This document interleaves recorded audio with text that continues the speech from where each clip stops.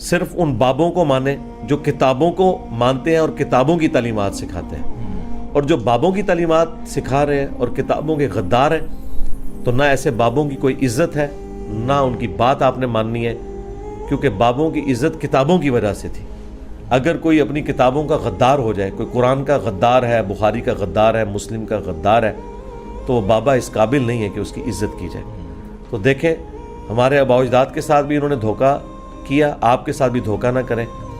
جب تک بات قرآن و سنت کے ریفرنس سے آپ ویریفائی نہ کر لیں تو کسی کی بات کے اوپر عمل نہ کریں، اور جو بندہ قرآن و سنت کے مطابق آپ کو بتاتا ہے، بھلے وہ کسی بھی فرقے کا ہے، آپ اس کی سچ بات لے لیں، جو غلط بات ہے وہ چھوڑ دیں۔ بس یہی نصیحت میں کروں گا۔ جزاک اللہ، تھینک یو سو مچ۔